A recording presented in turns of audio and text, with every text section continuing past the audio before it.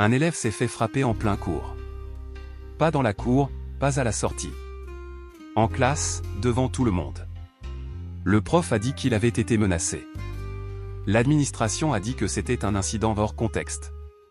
Mais la mère du garçon a décidé de porter plainte. Personne ne voulait l'écouter. Et puis un jour, quelqu'un a parlé des caméras. C'est là que les choses ont vraiment commencé. C'était un jeudi matin, comme les autres. Le collège Louise Michel, dans une petite ville de banlieue, ouvrait ses portes à 8h15. Les couloirs étaient bruyants, les sacs traînaient au sol, et les surveillants répétaient machinalement les mêmes phrases, on avance, s'il vous plaît, on enlève la capuche, range ton portable. Rien d'inhabituel. Dans la 4e B, il y avait contrôle de maths. Le prof, Monsieur Bernard, 47 ans, cheveux gris coupés courts, chemise rentrée dans le pantalon, avait cette manière sèche de poser les copies sur les tables. Sans un mot, sans un regard. Hassan était au fond, côté fenêtre. Il n'aimait pas trop les maths, mais il n'avait jamais été insolent.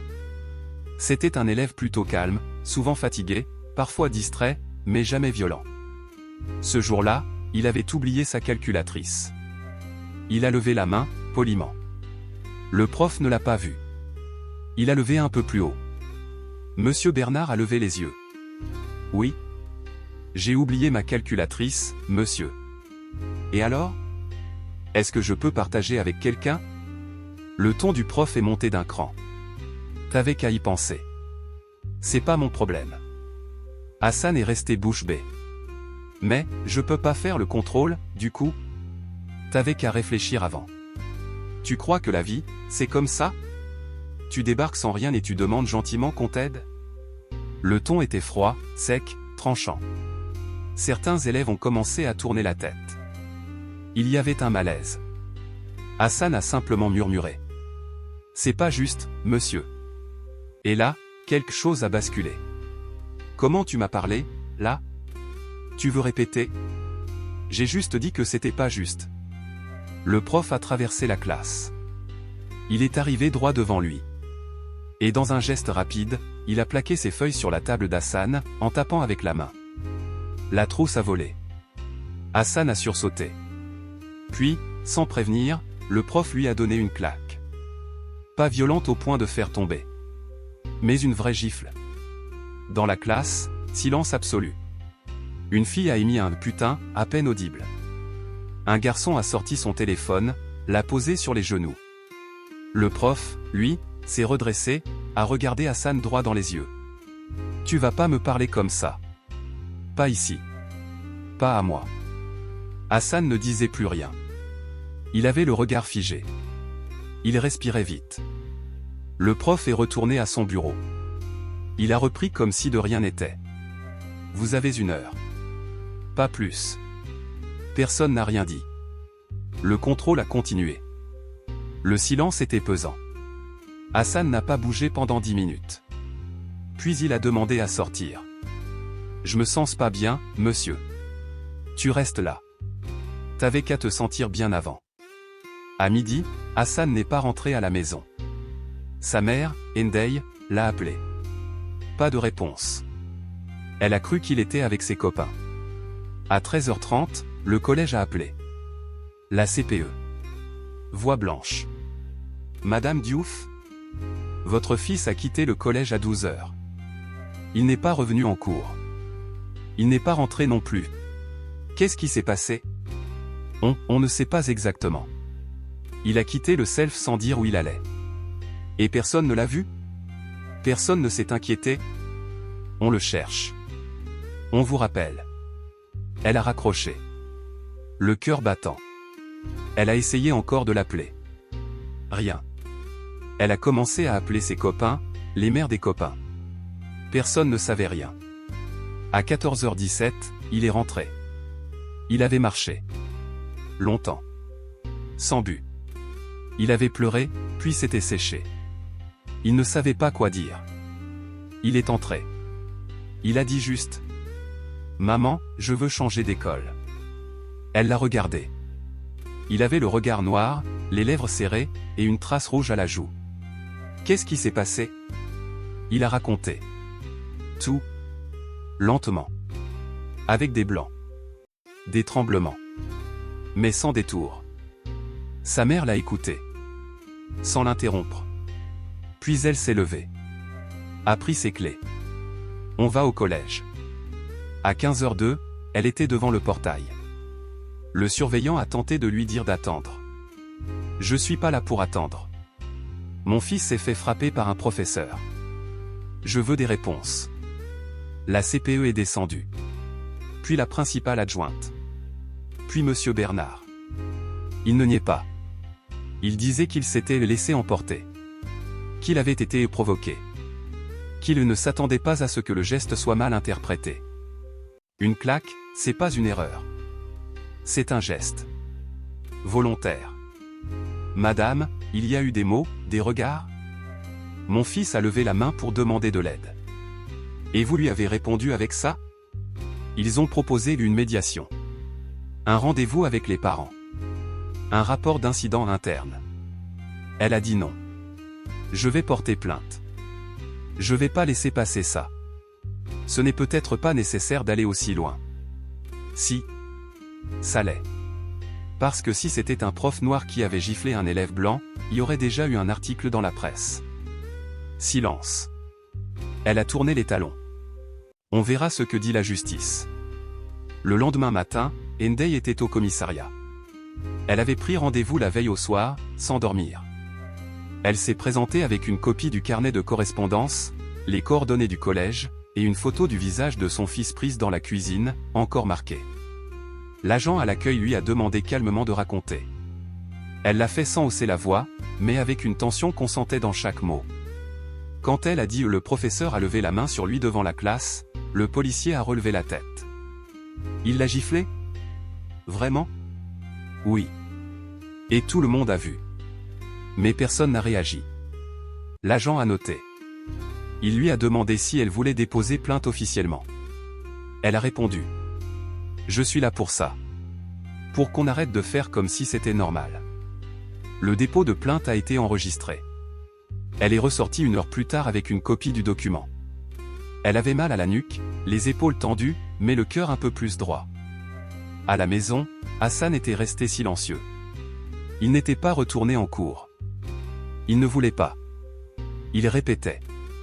Ils vont me prendre pour un menteur. Tu n'as rien inventé. Où est mes œufs? Là-bas, ils sont ensemble. Ils se couvrent. Sa mère l'a regardé longuement. Et toi, tu m'as, moi. Et moi, je ne lâcherai pas. 2 jours plus tard, elle a reçu un appel de la principale du collège. Elle voulait les discuter calmement, trouver une sortie digne pour tout le monde. Madame Diouf, je pense qu'on pourrait envisager une solution pédagogique. Changer votre fils de classe, peut-être lui proposer un suivi scolaire renforcé. Pardon? Donc c'est mon fils le problème? Non, mais la situation est tendue, et il faut apaiser. Apaiser qui? Celui qui frappe ou celui qui a été frappé? Silence. Madame, nous avons le devoir de maintenir un climat serein dans l'établissement. Vous l'avez déjà laissé se dégrader. Maintenant il va falloir assumer. Elle a raccroché. Le week-end suivant, une amie de sa sœur lui a parlé d'un avocat. Quelqu'un qui ne regarde pas ton nom de famille avant de t'écouter. Elle a appelé, obtenu un rendez-vous le lundi matin. L'avocat, maître Félix Leroux, la quarantaine, l'écoute sans prendre de notes au début. Il hoche la tête, serre les lèvres. C'est fréquent, ce genre de cas. Et souvent, l'école veut régler ça en interne pour éviter les vagues. Ils ont même proposé qu'on change de classe. Comme si c'était mon fils le fauteur de troubles. Est-ce qu'il y avait des caméras dans la salle? Je crois pas. Enfin, je sais pas. Il y en a parfois. Et parfois, les élèves filment aussi. Vous avez parlé avec les autres parents? Non. J'ai pas voulu tout de suite. Mais Hassan m'a dit qu'un élève a sorti son téléphone. Il faudrait le retrouver. C'est peut-être la pièce qui fera tout basculer. Ce même jour, en fin d'après-midi, Hassan reçoit un message d'un de ses camarades, Bilal. Je voulais te dire désolé. J'ai rien fait l'autre jour. Mais j'ai filmé. Pas tout, mais on voit le moment où il te gifle. Je sais pas quoi faire avec. Hassan montre le message à sa mère. Elle prend son téléphone, appelle le numéro. Bonjour, c'est la mère d'Hassan. Tu t'appelles Bilal, c'est ça? Tu peux m'envoyer la vidéo? S'il te plaît. Le garçon hésite, puis dit oui. 10 minutes plus tard, la vidéo arrive. Floue, un peu tremblante, mais claire. Le professeur face à Hassan. Le ton sec. Puis la claque. Un court silence. Le visage d'Hassan qui se fige. Ndeye regarde. Une fois. 2 fois. Elle ne pleure pas. Elle serre la mâchoire. Il savait. Le lendemain matin, elle retourne voir l'avocat. Elle lui montre la vidéo. Il la regarde sans parler. C'est suffisant? C'est capital. Maintenant ils ne peuvent plus nier. Et maintenant? On envoie ça au rectorat. Et on informe la presse. Pas un scandale. Une réalité. L'après-midi même, une demande officielle d'explication est adressée au collège par l'avocat. Le rectorat est mis au courant. La principale convoque une réunion d'urgence. Et soudain, tout le monde change de ton. Un mail est envoyé à Ndeye. Nous venons d'être informés de la présence d'un enregistrement vidéo qui modifie la lecture initiale des faits. Dans ce contexte, nous suspendons immédiatement l'enseignant concerné en attente de décision. Ndeye relit la phrase 3 fois. Modifie la lecture initiale des faits. Non. La vidéo montre ce qui s'est vraiment passé. C'est pas une interprétation. C'est une preuve. Elle montre le mail à Hassan. Il le lit. Puis dit, simplement. Je te l'avais dit. Il se couvre. Et maintenant, il se déshabille. Dans la rue, dans le quartier, la rumeur circule. T'as vu, le prof de Louise Michel, il a tapé un élève. Y à la vidéo, en plus. Mais c'est qui ce gosse? C'est le fils de Ndeye Diouf. Des gens qu'elle ne connaît pas la saluent avec respect. D'autres la regardent avec un mélange de gêne et de soutien silencieux. À l'épicerie, le commerçant lui dit.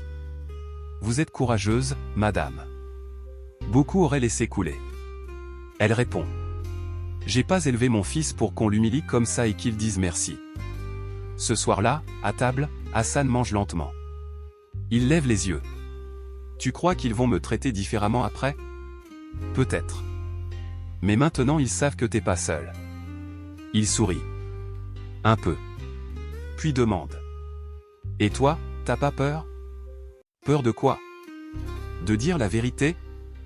De tout ça, les regards, les histoires? Si on commence à avoir peur de dire la vérité, alors on finit par tout accepter. Une semaine après l'incident, la tension dans le collège était palpable. Les élèves en parlaient par petits groupes, à voix basse, surtout quand un adulte approchait. Les profs, eux, se taisaient. Aucun n'avait encore parlé à Hassan. Même ceux qui, d'habitude, le saluaient dans les couloirs. On ne savait pas s'ils avaient peur, honte, ou simplement reçu la consigne de ne pas se mêler. Dans le quartier, par contre, tout le monde savait. La vidéo tournait de téléphone en téléphone.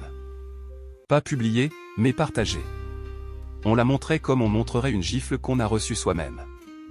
Et chacun ajoutait son commentaire, on aurait dit que ça le démangeait depuis longtemps. C'est pas la première fois qu'il parle mal aux gamins. Mais là, il est allé trop loin. Le mardi suivant, un article est paru dans un petit média local en ligne. Titre: Un professeur suspendu après un geste violent en classe, une mère demande justice. L'article restait vague, ne donnait pas les noms, mais racontait l'essentiel. Et précisait qu'une vidéo existait, sans la montrer. En bas de l'article, une phrase attirait l'attention. Contacté, l'académie confirme qu'une enquête administrative est en cours. Le lendemain matin, Ndeye a reçu un appel d'un numéro inconnu. Elle a hésité, puis décroché. Bonjour, Madame Diouf. Je suis Stéphane Belleville, délégué académique aux affaires disciplinaires. Je souhaiterais vous rencontrer, si vous êtes d'accord. Pourquoi? Pour discuter de la suite. Trouver une issue constructive. Calmer les choses. Les choses sont calmes. C'est vous qui paniquez parce que ça commence à se voir. Ce n'est pas du tout ça. Nous voulons simplement éviter que la situation s'envenime. Vous voulez éviter que ça se sache trop. Silence au téléphone. Puis la voix reprend, plus posée. Je vous propose un rendez-vous cette semaine. Nous pouvons venir chez vous, ou vous recevoir au rectorat. Je viendrai. Mais je ne viens pas négocier. Le jeudi, elle est arrivée seule. Pas d'avocat. Juste elle, son sac, et un carnet dans lequel elle avait noté les dates, les noms, les phrases. On l'a reçue dans une salle vitrée, avec des stores à moitié tirés. 2 hommes étaient là. Le délégué, et une conseillère juridique. Ils ont parlé doucement. Elle, pas. Nous sommes conscients de la gravité des faits. Le professeur concerné est suspendu. Suspendu, ce n'est pas sanctionné. Il y a une procédure. Il faut entendre toutes les parties. Mon fils a été entendu avec la main sur la joue. Madame Diouf, si nous sommes ici, c'est aussi pour éviter que cela prenne des proportions incontrôlables. Pour protéger votre fils, sa scolarité. Vous parlez de sa scolarité maintenant? Quand il a demandé de l'aide, personne n'a écouté. Le conseiller a pris une feuille. Nous pouvons envisager une réaffectation d'Hassan dans un autre établissement, avec un suivi dédié, des garanties de sécurité. Il ne changera pas d'école. Il n'a rien fait. Vous voulez le punir pour avoir été frappé? Ce n'est pas une punition. C'est une mesure de protection. Non. C'est une façon de le cacher. À la sortie, elle s'est arrêtée devant le bâtiment. Elle a appelé l'avocat. Ils veulent qu'il parte. Qu'on parte. C'était prévisible. Je refuse. On va saisir le tribunal administratif. Et je vais contacter une journaliste. Vous êtes sûr? C'est vous la mère. C'est vous qui décidez. Mais le silence ne les gêne pas. C'est le bruit qui les pousse à bouger. 2 jours plus tard, un article est publié dans un grand média en ligne.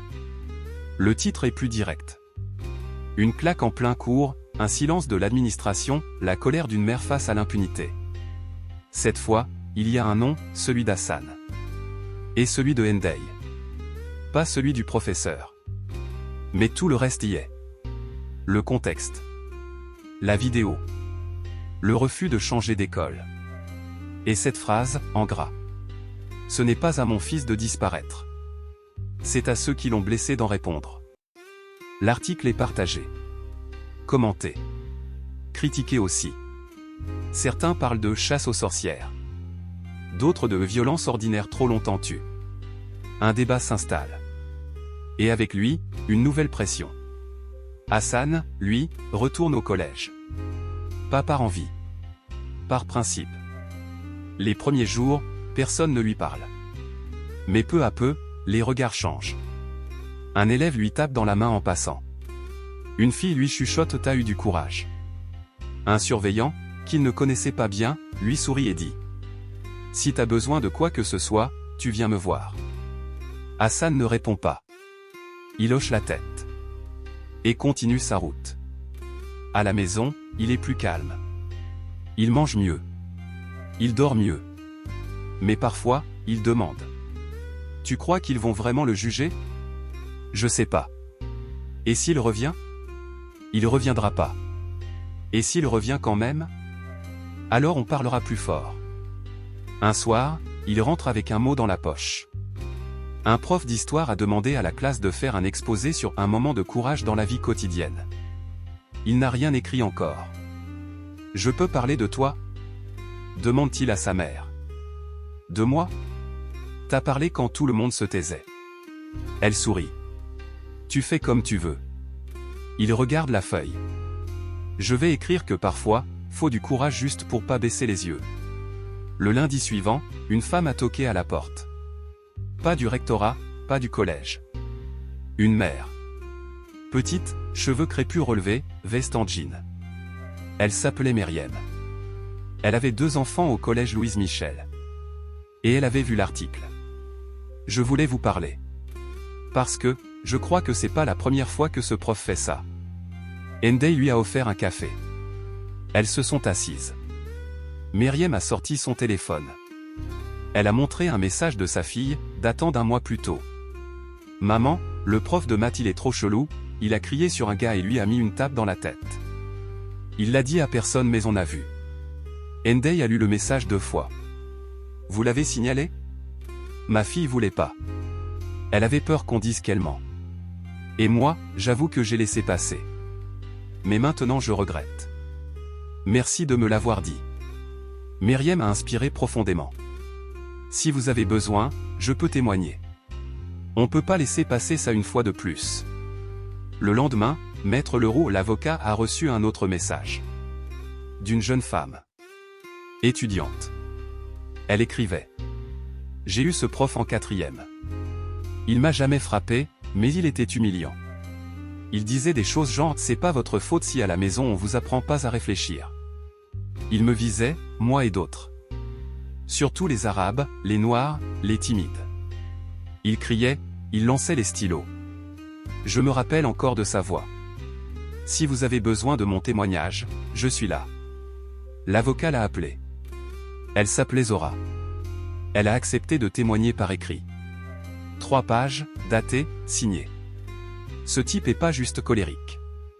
Il est convaincu qu'il peut agir sans conséquence. Parce qu'il l'a fait. Plusieurs fois. Et personne n'a jamais rien dit. Dans la semaine, 2 autres parents ont parlé. Pas publiquement. Mais dans le quartier. Ils disaient que leurs enfants s'étaient plaints. Qu'ils avaient reçu des remarques racistes. Que le prof les appelait les 3 singes au fond quand ils parlaient entre eux. Qu'il leur disait ici c'est pas Bamako quand ils oubliaient un devoir. Pourquoi vous avez rien dit? A demandé Ndei, sans colère. Parce qu'on avait peur que nos enfants en paient le prix. Et maintenant qu'on voit ce que vous traversez, on a honte.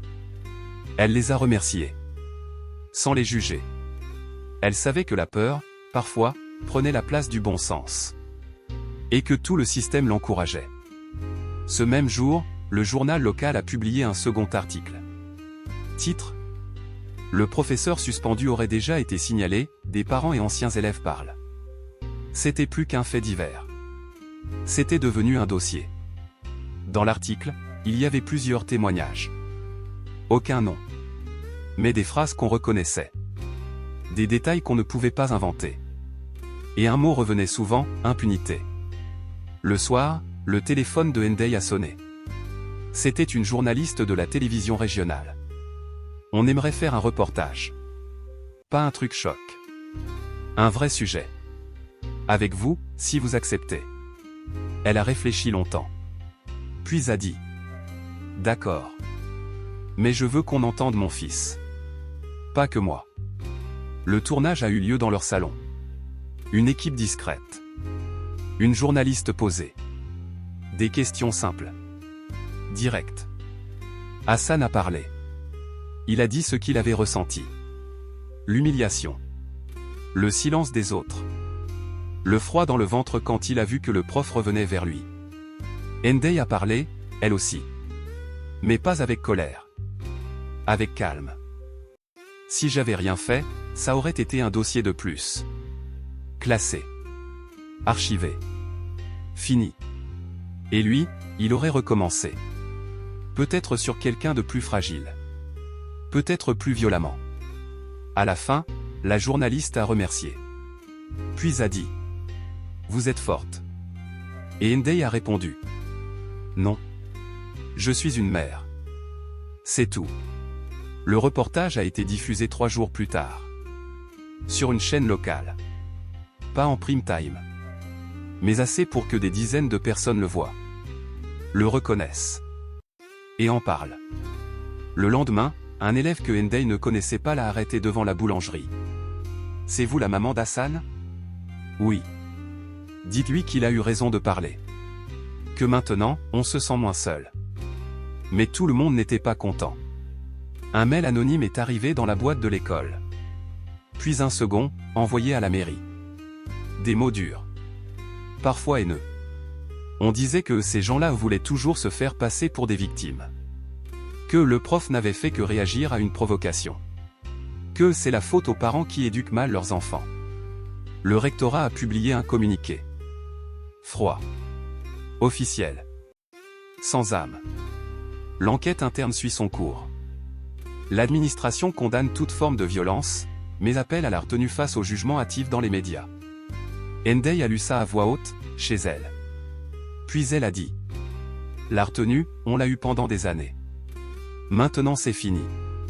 Le vendredi suivant, Maître Leroux a reçu un courrier, la date d'audience venait d'être fixée. La plainte pour violence volontaire sur mineur allait être examinée au tribunal correctionnel dans 2 mois. Quand il l'a annoncé à Henday, elle n'a pas souri. Elle a seulement dit. Il va falloir qu'ils entendent enfin ce qu'ils n'ont jamais voulu entendre. Et cette fois, ça ne se fera pas dans une salle de classe. La date de l'audience approchait. 2 semaines. Puis 10 jours. Puis 5. Chaque jour, Henday rayait la case sur le calendrier de la cuisine. Elle ne comptait pas les jours pour fuir, mais pour tenir. Hassan, lui, dormait mal. Il mangeait sans faim. Il disait que ça allait, mais son regard disait autre chose. Un soir, il a demandé. « Est-ce que le prof va être là ?»« Oui. »« Et s'il me regarde ?»« Tu le regardes aussi. Et tu te tiens droit. »« Mais j'ai pas envie. »« Tu n'es pas obligé d'avoir envie. Tu dois juste pas avoir honte. » Maître Leroux appelait tous les 2 jours. Il préparait les documents. Les preuves. Les témoignages. La vidéo. Tout était en ordre. Mais lui aussi semblait préoccupé. J'ai appris quelque chose, Madame Diouf. Le professeur ne viendra pas seul. Comment ça? Son syndicat l'accompagne. Et pas qu'un délégué.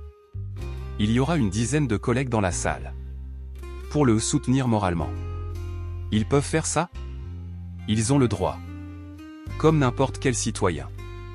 Et moi, j'aurai qui? Moi. Votre fils. Et la vérité. Le matin du procès, il faisait gris. Pas de pluie. Juste ce ciel blanc qui étouffe tout. Henday s'est habillé simplement. Pantalon noir. Au bleu foncé. Pas de bijoux.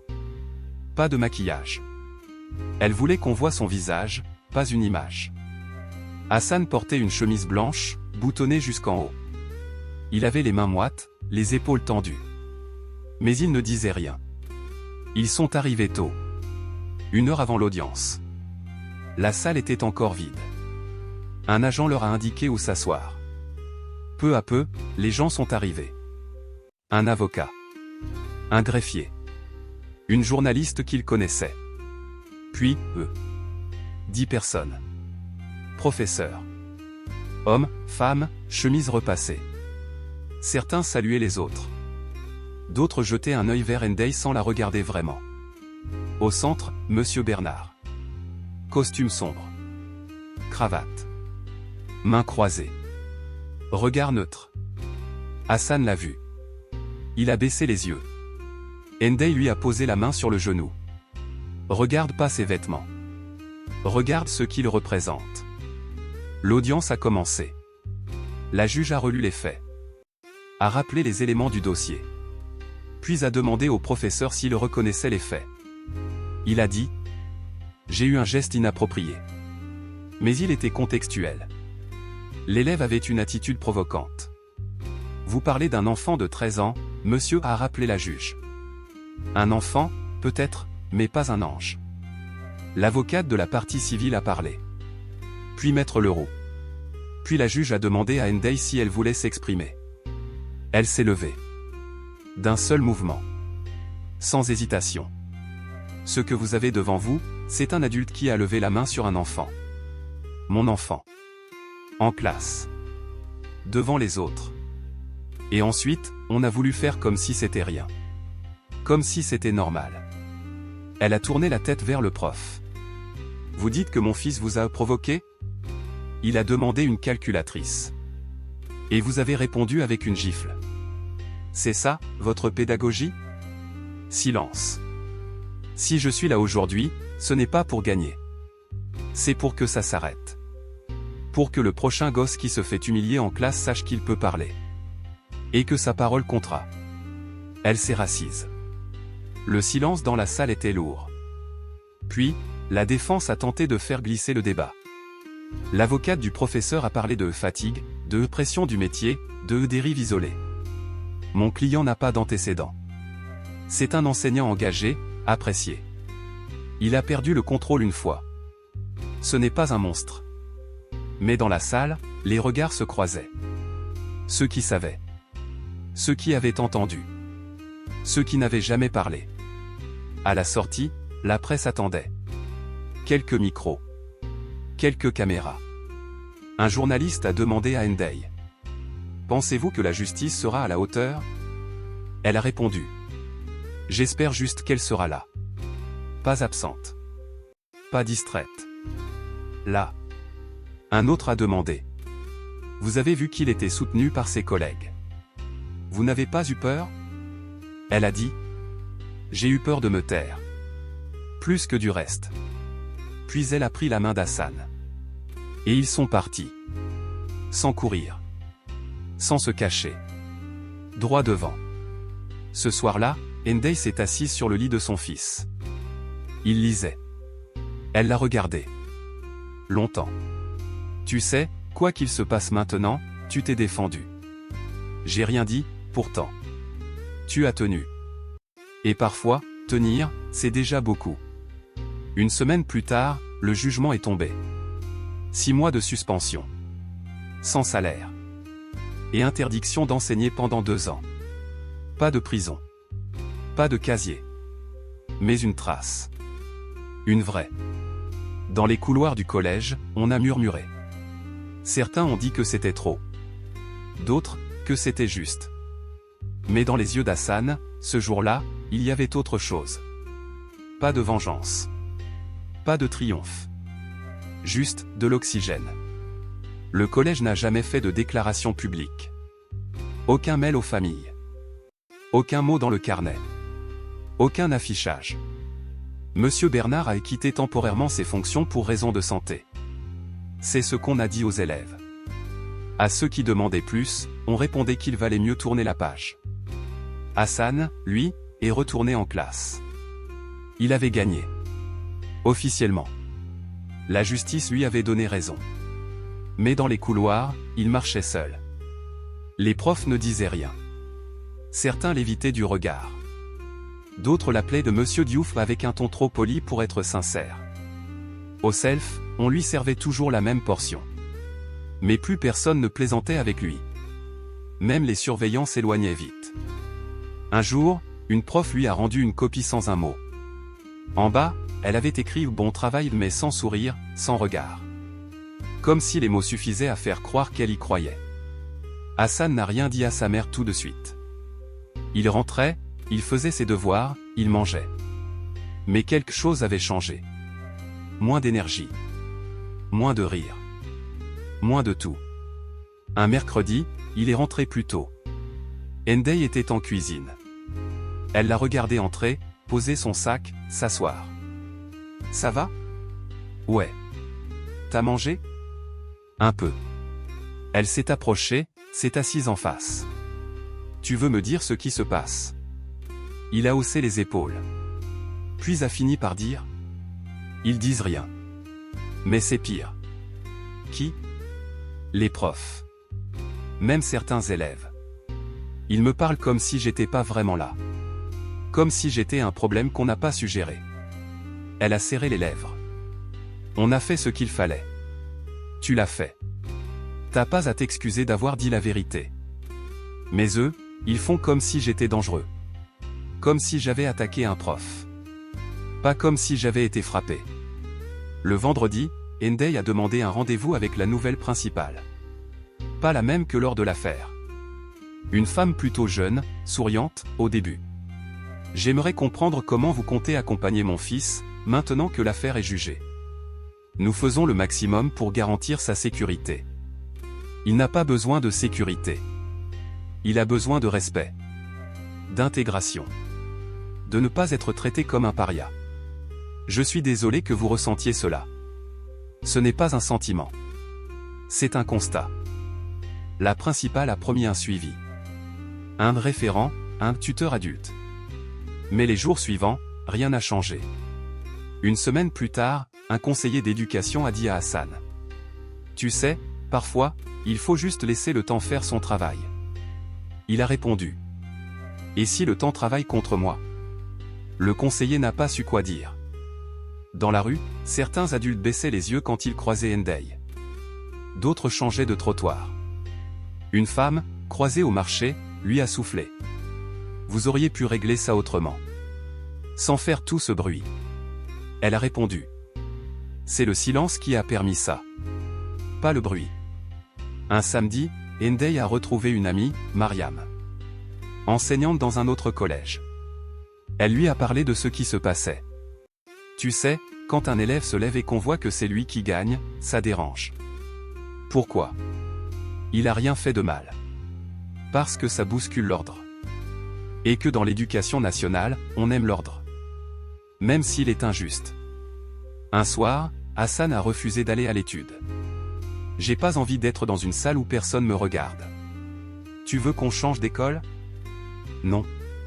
Je veux pas fuir. Alors? Je veux juste qu'ils arrêtent de me faire payer ce que j'ai pas fait. Elle a hoché la tête. Puis l'a pris dans ses bras. T'as le droit de te sentir mal. Mais pas celui de croire que tu as tort. Le dimanche, ils ont écrit une lettre ensemble. Pas pour se plaindre. Pour demander. Expliquer. Poser les mots. Elle a été adressée à la direction, à l'inspection académique. Mon fils ne cherche pas à être applaudi. Il cherche à pouvoir apprendre dans un lieu où on ne le regarde pas comme une menace. Il a tenu tête à l'injustice. Et depuis, il subit l'indifférence. Nous ne demandons pas des excuses. Nous demandons du courage. Ils n'ont jamais reçu de réponse. Mais un jour, dans le couloir, un prof de sport nouveau a tapé sur l'épaule d'Hassan. Et, t'as la bonne attitude. Tu lâches pas respect. Ce n'était qu'un mot. Mais il a suffi à briser une semaine entière de silence. Et à la maison, ce soir-là, Hassan a dit en posant son sac. Aujourd'hui, j'ai rigolé. Ndeye a souri. Ça me va comme bulletin scolaire. L'invitation est arrivée par mail. Envoyée par une association nationale pour l'inclusion scolaire. Ils organisaient une grande conférence, enseignants, parents, chercheurs, élus. Le thème? Égalité, école et territoire, reconstruire la confiance. Une des organisatrices avait lu l'histoire d'Hassan. Elle voulait que Ndeye vienne témoigner. 15 minutes. Devant une salle de 300 personnes. Elle a hésité. Elle n'était ni oratrice, ni militante. Mais elle savait que ce qu'elle avait vécu, ce que son fils avait vécu, ne devait pas rester enfermé dans un tribunal ou un article de presse. Elle a répondu oui. Le jour de la conférence, elle est arrivée avec son carnet à la main. Pas de discours rédigé. Juste quelques points notés, quelques dates, quelques phrases qu'elle voulait placer. La salle était grande. Des micros. Une table ronde. Des gens en costume. Des mots savants. On parlait de dispositifs, de restructuration des liens, de réconcilier les familles avec l'école. Ndeye a attendu son tour. Écoute attentive. Mais dans sa tête, elle se demandait, est-ce que ces gens savent ce que ça fait d'avoir peur d'amener son enfant au collège? Quand on lui a tendu le micro, elle s'est levée. Elle a posé son carnet sur la table. Et elle a commencé. Je m'appelle Ndeye Diouf. Je suis aide-soignante. Et je suis la mère d'Hassan, un élève de 4e à Louise Michel. Elle a raconté. Sobrement. Sans élever la voix. Elle a dit le coup. Le silence. L'enquête. Le procès. Et surtout, l'après. Quand mon fils a été frappé, on a parlé de contexte, de gestes malheureux. Mais après le jugement, on n'a parlé de rien. On a fait comme si c'était fini. Sauf que lui, il allait toujours dans la même école. Dans les mêmes couloirs. Avec les mêmes adultes. Sauf qu'il ne faisait plus vraiment partie du décor. On ne l'a plus frappé. Mais on l'a bien fait disparaître. Silence. On parle ici de rétablir la confiance entre l'école et les familles. Mais la confiance, ça ne se décrète pas. Ça se construit. Et ça commence par écouter. Et par agir quand on entend. Elle s'est arrêtée un instant. À regarder la salle. Ce n'est pas l'école qui m'a protégé. C'est la justice. Et encore, parce que j'ai insisté. Parce que j'ai eu un avocat. Parce qu'il y avait une vidéo. Et sans ça, Rien. Certains dans la salle prenaient des notes. D'autres évitaient son regard. J'entends vos projets. Vos chiffres. Vos volontés. Mais tant qu'on ne reconnaîtra pas que certaines violences sont structurelles, tant qu'on ne verra pas que les enfants comme le mien sont souvent considérés comme des perturbateurs avant même d'avoir ouvert la bouche, alors vos programmes ne serviront à rien. Elle a repris son carnet. L'a fermé. Je ne suis pas venu vous accuser. Je suis venu vous rappeler ce que vous prétendez défendre. Parce que parfois, on l'oublie. Ou on fait semblant de ne pas voir. Elle s'est rassise. La salle a applaudi. Pas très fort. Mais pas par politesse non plus. C'était sincère. Pour certains, c'était un choc. Pour d'autres, une évidence. À la pause, une inspectrice est venue lui parler. Vous avez été très clair. J'espère. C'était le but. Mais vous savez, parfois, les choses ne sont pas si simples. Ce qui n'est pas simple, c'est de continuer à faire semblant que c'est compliqué. L'inspectrice n'a pas répondu. Un professeur d'un autre établissement l'a approché. Je travaille en ZEP depuis 20 ans. Ce que vous avez dit, je l'ai vu. Trop souvent. Et je vous remercie de l'avoir dit ici. Parce que, il l'aurait pas dit. Une étudiante lui a tendu un papier. Merci. Pour vous. Pour votre fils. Pour nous. Le soir, elle est rentrée épuisée. Mais droite. Hassan l'attendait. Il avait vu un extrait du direct sur son portable. Tu parlais fort. J'ai pas crié. Non. Mais on t'a entendu. Elle s'est assise. A bu un verre d'eau. Puis a dit. Tu sais, on m'a dit que j'étais courageuse. T'es courageuse. Mais j'en ai marre d'être courageuse. J'aimerais juste qu'un jour, ce soit normal. Il l'a regardé. Ce sera peut-être moi, ce jour-là. Elle a souri. Un sourire fatigué. Mais un vrai sourire. Le lendemain de la conférence, Ndei a désactivé ses notifications. Pas parce qu'elle regrettait, mais parce qu'elle avait besoin de silence. Elle avait dit ce qu'elle avait à dire. Elle l'avait dit devant ceux qui devaient l'entendre. Et maintenant, elle ne voulait pas devenir une figure. Elle n'était pas là pour faire carrière dans la parole. Elle voulait redevenir une mère. Une femme normale. Une aide-soignante qui rentre le soir, fait à manger, parle avec son fils, et n'attend plus que la vie la gifle pour répondre. Hassan, lui, avait changé. Pas brutalement. Mais visiblement. Il tenait la tête plus haut. Il parlait avec plus d'assurance. Un jour, en rentrant, il a dit « J'ai levé la main en classe. Pour poser une question. Et on m'a répondu normalement. Pas comme si j'étais un défi. Juste un élève. » Elle a souri. C'est tout ce que je voulais. Le collège, lui, faisait mine d'aller mieux. Une formation avait été organisée pour le personnel. Prévention des discriminations, écoute active, gestion des conflits. Des mots. Certains profs avaient quitté l'établissement. D'autres étaient restés, plus prudents, plus neutres. Et quelques-uns, en silence, avaient changé leur regard. Personne n'a jamais dit à Ndei, vous aviez raison. Mais elle l'a lu dans certains gestes. Certaines pauses plus longues. Certains bonjours un peu plus sincères. Un jour, elle a reçu une enveloppe. Aucune signature. Juste un mot glissé dans un pli. Ce que vous avez fait, je n'aurais pas eu la force de le faire. Mais grâce à vous, la prochaine fois, je ne me tairai pas. Elle a gardé le papier dans un tiroir. Pas pour s'en vanter. Pour s'en souvenir. Elle a aussi refusé 2 interviews. Un plateau télé. Une chronique radio. Trop d'exposition. Trop de simplification. Ils veulent des phrases courtes. Des images fortes. Des larmes. Moi, j'ai plus envie de pleurer pour les autres. À la maison, Hassan préparait son dossier d'orientation. Il parlait de lycée, de stage. Il voulait faire quelque chose de concret. Peut-être le bâtiment. Peut-être la menuiserie. Tu sais que tu pourrais aller loin, lui disait-elle. Je veux juste aller droit. Elle souriait à chaque fois. Un dimanche, ils sont allés marcher dans le quartier. Comme avant. Pour rien. Juste pour sortir. Un homme d'un certain âge l'a reconnu. C'est vous, la dame du collège? Ça dépend qui demande. Je voulais vous dire, bravo. Vous avez montré ce que beaucoup ne veulent pas voir. J'ai surtout montré ce que j'ai pas pu ignorer. Le soir, elle a rouvert son carnet. Celui où elle notait tout. Les phrases. Les dates.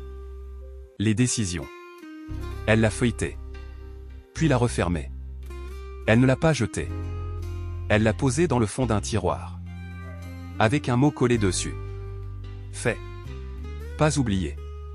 Mais fini. Quand l'année scolaire s'est terminée, Hassan a quitté le collège. Pas avec fracas. Pas avec cérémonie. Juste avec un sac à dos plus léger. Une manière de marcher différente. Un silence solide. Le dernier jour, un surveillant lui a glissé. Bonne chance, Hassan. Et continue comme ça. Tu fais partie de ceux qui changent les choses. Même sans le vouloir. Il a simplement répondu. Je voulais juste pas me laisser faire.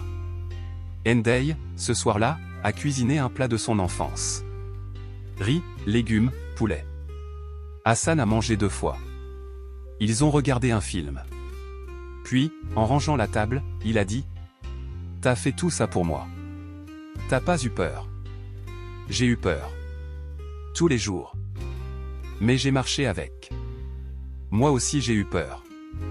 Et t'as avancé quand même. » Il a souri. C'est ça être un adulte? Peut-être. Et quand elle s'est couchée ce soir-là, elle s'est dit une chose simple, presque banale. Je me suis battue. Mais je ne veux pas que ce soit ça, ma vie. Elle ne voulait pas devenir un symbole.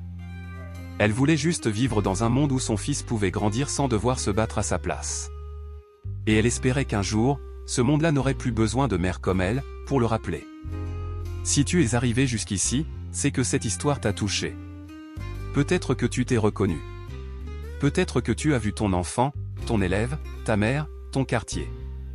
Peut-être que tu as compris que parfois, ce qu'on appelle un incident est en réalité un système qui se protège lui-même. Ndeye n'a pas crié. Elle n'a pas insulté.